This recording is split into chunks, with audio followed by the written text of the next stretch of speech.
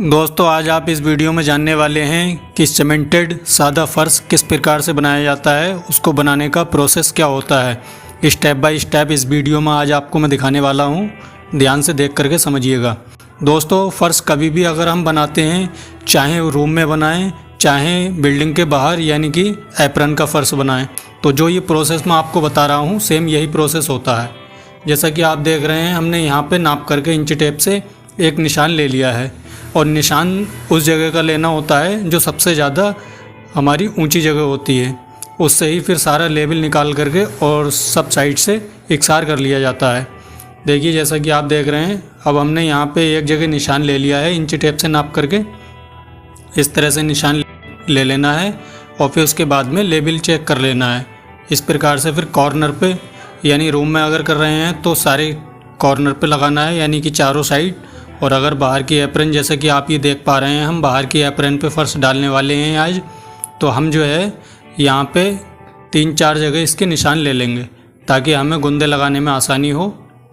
देखिए इस प्रकार से, जैसे कि आप देख पा रहे हैं, हमने इसका कम से कम 4 जगह लेवल रखा है यानी कि दोनों साइड को कॉर्नर पे और बीच में भी हमने निशान लिया है।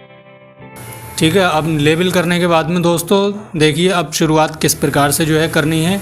सबसे पहले जहाँ से हमने इंची टेप से नाप करके निशान लिया था वहीं पे हम एक गुंदा लगाएंगे, मसाला जो है बिछा करके इस प्रकार से, जैसे कि आप देख रहे हैं हम गुंदा एक लगा लेंगे।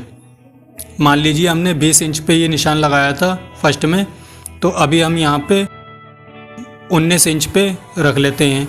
अब इसी के हिसाब से जहाँ को भी हमें ढाल देना होगा हमें पता लग जाएगा कि हमें किस साइड को ढाल लेकर के चलना है। फिर उसी प्रकार से हमें गुंदे का साइज रख देना है। देखिए इस तरह से हमने यहाँ पे एक गुंदा लगा लिया। अब चलिए उस वाले कॉर्नर पे एक गुंदा लगा देते हैं और ये हमारा बाहर का हिस्सा है तो हम इसमें ढाल दे रहे हैं सारा आगे की साइड, यानी कि जिस साइड को बाउंड्री आएगी जो बाहर का हिस्सा है वहाँ की साइड हम इसका सारा ढाल देंगे।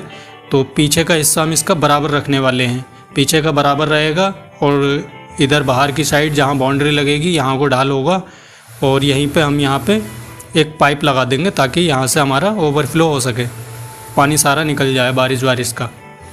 ठीक है, देखिए जैसे कि हमने ये लगा लिया। अब चलिए डोर लगा लेते हैं। डोर लगाने के बाद में फिर बीच के गुंदे हम बड़ी ही आसानी से जो है लगा सकते हैं क्योंकि दोनों साइड को हमने निशान रख लिए हैं। अब इसी पे से डोर लगा लेते हैं। डोर लगाने के बाद में फिर बीच में हम गुंदे लगा लेते हैं हमारी फंटी के हिसाब से, यानी जितनी हाइट की हमारी फंटी हो 7 फीट 6 फीट, तो उस हिसाब से हम गुंदे लगा लेंगे ताकि जब हम इस पे मसाला डालें तो फंटी हम आसानी से गुंदे से गुंदा लगा सकें। ठीक है, देखिए इस प्रकार से फिर गुंदे को लगा लेना है बहुत ईजीली। और गुंदे लगाने का तरीका ध्यान से देखिए आप दोस्तों, क्या तरीका होता है। कई सारी जगह मिस्टेक्स हो जाती हैं कि गुंदे हमारे डोर से ऊंचे भी रह जाते हैं या फिर डाउन हो जाते हैं, तो वहाँ पर हमारा पानी का जो ढाल होता है वो बिगड़ जाता है। तो इसलिए गुंदा कभी भी आप लगाएं तो इस प्रकार से आपको लगाना है जैसे कि आप देख पा रहे हैं, यानी कि कन्नी जो हमारी चलती है वो बिल्कुल डोर के बराबर आ जानी चाहिए। ऐसा भी ना हो कि डोर टच हो जाए कन्नी में और ऐसा भी ना हो कि मतलब कन्नी हमारी डोर तक पहुँचे ही ना, यानी कि ऊँचा भी नहीं रहना चाहिए नीचा भी नहीं रहना चाहिए। तो इस प्रकार से जो है गुंदों को लगा लेना है। जैसा आप देख रहे हैं हम बिल्कुल फ्रंट में एक दूसरे के सामने दोनों साइड गुंदे लगा रहे हैं। तो इस तरह से गुंदे लगाने के बाद में अब चलिए दोस्तों, अब इसके बाद क्या करना है, हम सबसे पहले इसके ये टुकड़े लगा लेते हैं जो हमने, क्योंकि छोटा एरिया है हमारा तो इसको हम पहले टुकड़े लगाएंगे। वही अगर हमारा रूम होता तो हम एक साइड से जो है पहले लंबी पट्टी डालते, उसके बाद हम बीच में मसाला भर करके और फिर इकसार कर लाते फंटी से।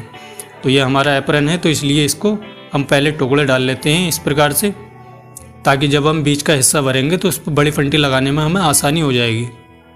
ठीक है, ये देखिए इस प्रकार से, जैसा कि आप देख पा रहे हैं हमने ढाल इसका सारा बाहर को ही किया है जैसा कि मैंने अभी आपको बताया। तो उस हिसाब से हम इसका ढाल लेकर के चल रहे हैं। ठीक है, अब ये हमारे गुंदे सारे लग गए हैं, यानी कि पट्टियाँ जो हमने डाल ली हैं छोटी छोटी। अब एक साइड से इसको भरना हम शुरू करेंगे, देखिए किस प्रकार से। और दोस्तों जो फ़र्श का मटेरियल होता है उसका रेशो मैं अपनी कई सारी वीडियोस में बता चुका हूँ आपको किस रेशो के हिसाब से रखना होता है फ़र्श का मटेरियल। बाकी आपको फिर बता देता हूँ मैं। आप अगर फ़र्श के लिए मटेरियल बनवा रहे हैं तो उसमें आप गिट्टी का यूज़ करेंगे और बालू का यूज़ करेंगे। तो इसमें मात्रा क्या रहने वाली है आपकी, अगर मान लीजिए आप 2.5 परात आपको गिट्टी रखनी है और 1.5 परात आपको बालू रखना है, ये टोटल आपका 4 परात हो जाएगा। और आपको इसमें फिर 1 परात सीमेंट डाल देना है। ठीक है, इस हिसाब से जो है रेशो रहने वाला है। बाकी आप काउंट करके 1 कट्टे का माल बनाएं, 2 कट्टे का बनाएं, तो उस हिसाब से आप रख लेंगे। यानी कि रेशो इसमें आपका 4:1 का रहता है, जिसमें 2.5 होती है बजरी और 1.5 होता है रेता। ठीक है, अब देखिए फिर इस प्रकार से दोस्तों हम मसाले को बहुत ईजिली पिसा लेंगे।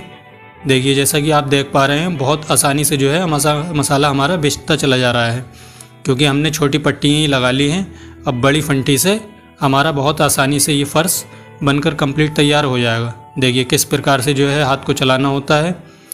और मसाला जब आप बिछाएं इसमें, तो इस चीज़ का ध्यान रखें कि जो आप निशान रखते हैं, जैसा कि मैंने बताया अभी आपको कि पट्टी जो है डालते हैं, तो निशान जो आप रखते हैं तो उससे हल्का सा ऊंचा रखें। बीच का माल जो आप भर रहे हैं तो उसको हल्का सा ऊंचा रखें, ताकि जिस समय आप फंटी लगाएं तो आसानी से जो है माल उस पर से आप उतार सकें और चिकना हो जाएगा आपका फर्श।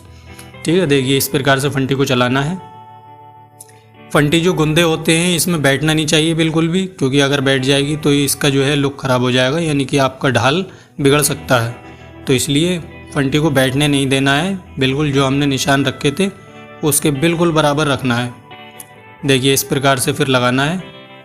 ये कितना स्मूथली जो है हमारा इसमें एकसार होता चल रहा है। ये देखिए इस प्रकार से, ये देखिए यहाँ तक का हमारा फ़र्श हो गया है। अब जो लास्ट का कॉर्नर है, यानी जो पीछे की दीवार है, वहाँ कन्नी से एकसार कर दे रहे हैं। अगर मान लीजिए वहाँ को बजरी रह गई, फंटी ने एकसार नहीं किया, तो वहाँ कन्नी से थोड़ा एकसार कर देंगे ताकि बराबर आ जाए।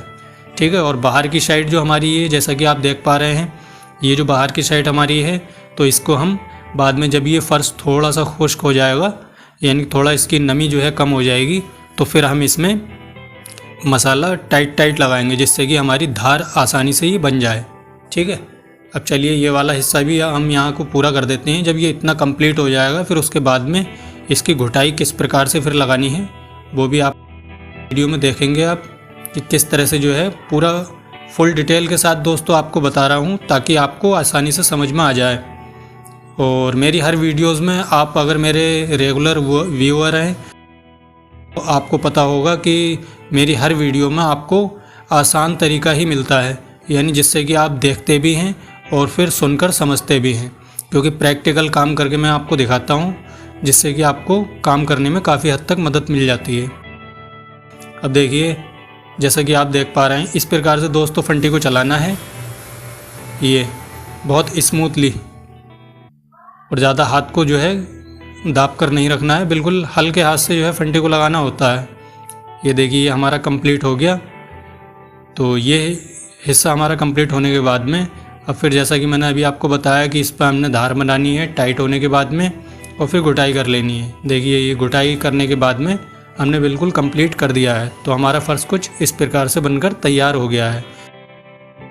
तो उम्मीद है दोस्तों आप समझ गए होंगे। वीडियो पसंद आई हो तो वीडियो को लाइक और शेयर ज़रूर करें और चैनल को ज़रूर सब्सक्राइब करें।